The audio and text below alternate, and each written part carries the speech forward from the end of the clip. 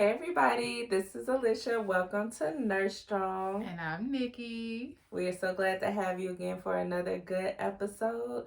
And today we just want to vent. Pretty much. We out here raising young girls. Lord help us.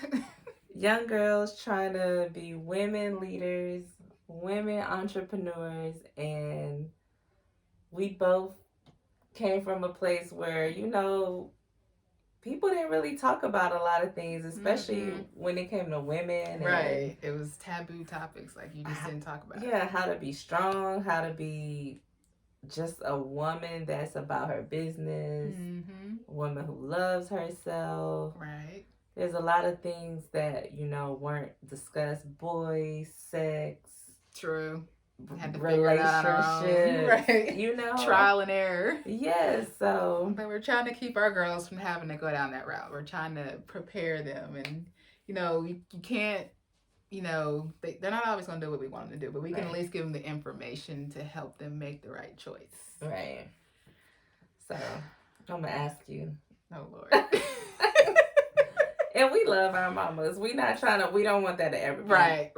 Confused. But, I think a lot of women can agree that there are things that, an older generation. Right. And they probably say the same thing about their moms. They didn't talk about. And we're like, why didn't anybody tell me that before? So what do you feel like some things as a woman, you feel like, dang, I wish I would have known that before now? I guess even, like self-esteem. Like just how to feel good about myself. And, at times, like, when you're a preteen and you're trying to figure out what you're going to look like, how to just be comfortable with who you are and not trying to fit in with everybody else and just accepting myself for who I was. Yes.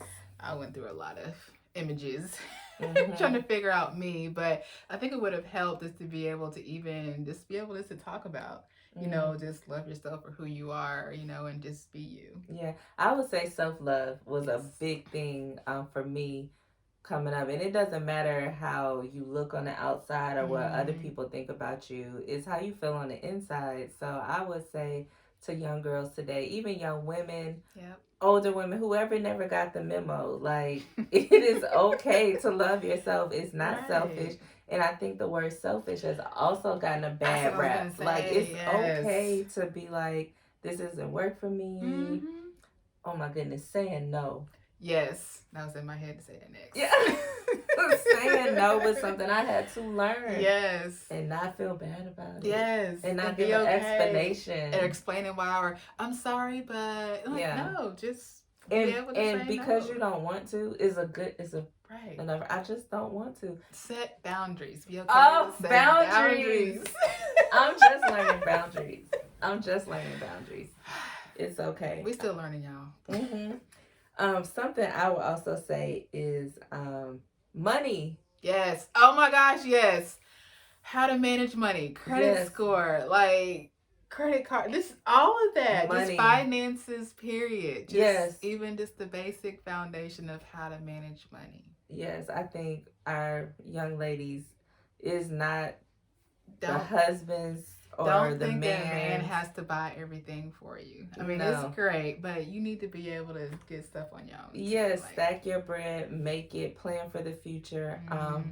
Negotiating salaries. Yes, don't accept the first offer. Know your worth. Yes, knowing your worth. Like, so many young women just need to know that, and feel safe and secure. And when they get in relationships, they are in relationships for the right reasons, not for somebody to take care of them, not for to feel like you have something that other women don't have, not to feel validated because you have someone, but to truly love yourself, to love. My goodness, this hair.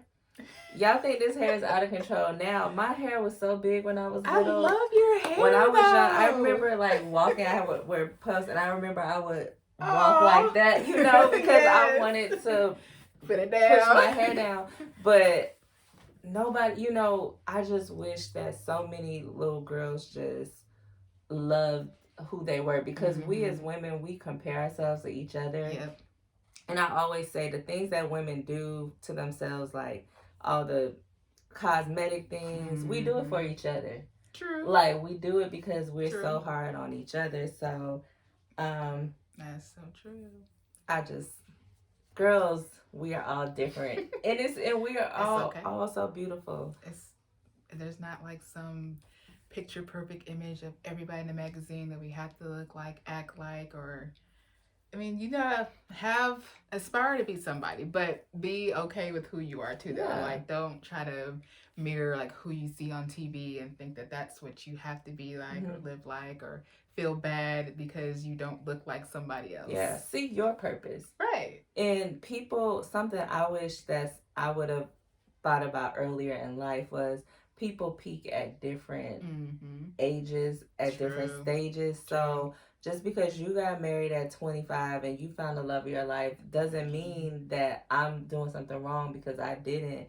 Or because you figured out your career right after high school doesn't mean that I'm doing something wrong. Or just because you had children at 45 and I had children at 20 doesn't mean that, you know, everybody's different. And we, you know, we compare ourselves a lot. Right. So I got a question for you.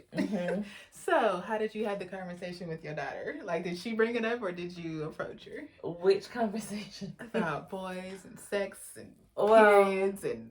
It was in stages. It was all age, depending on the age. My daughter's 13 now, so now I'm trying to figure out how to have it at this age because we're a little more realer, a little more closer to things happening. But, you know, I just tell her I told her at a young age, and this has turned out to be a double-edged sword for me. I told her to not ever let anybody make her feel bad about herself or her dreams or what she wanted to do. So I even said me included, because sometimes moms, we so protective and we don't, you know, let kids shine. And so now, you know, I think my daughter might have been 6, 7 when she was like, "You're making my choices," and I'm like, you know, this girl is like, "Mommy, like, back up. I know what I want to do." So I try to tell her that. And then as far as boys, I try to be as honest with her as possible on a level she understands. Exactly. And not being negative, because boys are not a negative thing, but boys and girls are different. So I tell her, you know, what we wear, nobody should tell you how to dress, what to dress, but you have to be mindful of what you are presenting or what you are advertising. You have to be mindful of the perception. We talked about this, that you want people to see of you. It doesn't mean that's who you are, but you have to control the narrative. And, you know, boys are a little better with having sex and it just being physical, and girls are going to get more emotionally attached. So that is the main reason why you shouldn't be doing it at an early young age or with somebody you are not going to be with on a long-term basis. I think it's good that you said that you explained why instead of just saying don't do it, don't do it, don't do this, don't do that. Like actually explaining why she shouldn't, or this is what can happen. I think that's good. What was your talk like? Did your mom talk to you about boys and sex? No. Mine told me don't get pregnant. It was just... That was it. Exactly. It was don't sleep with boys, don't get pregnant, don't come home pregnant. That was my talk. Yeah. The rest of it was just winging it. Yep. Yeah. So what about, like, I know something that was big for me was just being trusting myself, like listening to my inner voice, using my own brain. Like, so many times as a young girl, I would know something and I would let somebody else speak for me or tell me what was the best decision for me, even as an adult. That's why I say young adult. It took me, a lot of things I'm just getting comfortable with in recent years of saying, no, I know what's best for me. Right. I got this. That's best for you. Yeah, this is best for me. So those are things you don't think about, but I think, you know, our girls need to learn those things. So. Yeah, I don't know. My daughter, she's very, I call her my cupcakes and rainbow child. Because she just, you know, so everybody, you know, lets everybody in the world, like, she still sees the world through or rose-colored glasses. Yeah. So, and I don't want to scare her, but at the same time, I want her to be prepared so that way she doesn't get taken advantage of, or or just get misguided or misled. So it's like you said, like trying to give her enough information on her level to where she understands, but not scare at the same time to get her jaded towards how stuff is. Right. And that leads me, that's another thing, guarding your heart. Like, I feel like we think we're supposed to just be so loving and giving and kind and sweet, which you are, but learning when to dish that out and when not to dish that out. Trusting yourself to know who's trying to hurt you, who's not trying to hurt you. Right. When is it time for me to just give my all, my time, my attention, my brain space. True.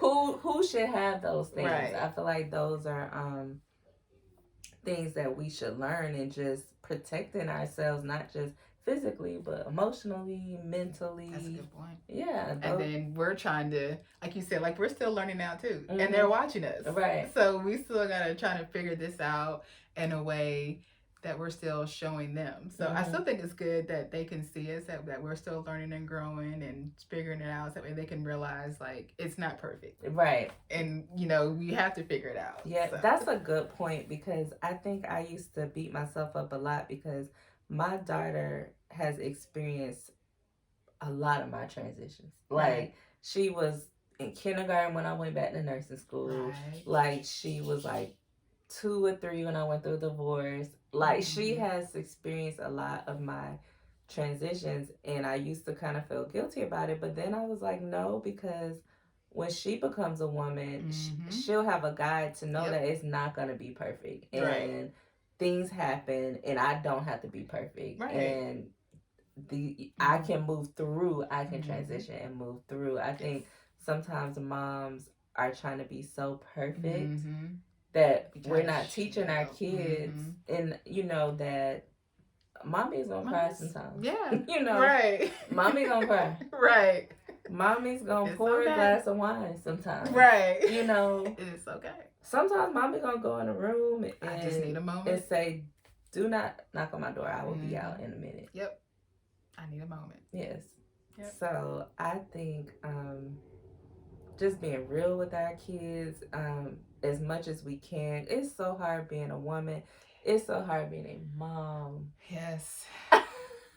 Working, trying single, to be a good mom. Trying to be, like you said, a good mom. Not just throwing them out there, like, y'all figure it out. Like, I'll be back. I gotta go. Right. It is hard. And so I just want to, shout out to all the moms out there. You're doing a great job. Y'all are beautiful. Yes. If you, whatever you want to do, go back to school. I love that my daughter sees me trying to lose weight all the time. I know I talk about that all the time. But at least when she gets older, she's not going to feel like when she starts going through things, I feel like she'll say, oh, I remember my mom. When you love yourself, your kids love themselves. So, moms, this is for you, girl. Yes, like they say, they don't come with a manual, y'all. Right. Yes. But we just got to stick together, because this one right here always keep me in line. Yes, we keep each other in line. We both have our fallouts and our breakdowns. And yes. Our vent sessions. True. Which we're overdue for one. But. Yes. So we had to bring y'all in on this one. Yes. Yep. But thank you for listening. Please leave us your feedback, your comments. We would love to hear it. Follow us on Instagram at Live Nurse Strong, also on Twitter at Live Nurse Strong. You can email us livenursestrong@gmail.com. Thank you so much. Bye.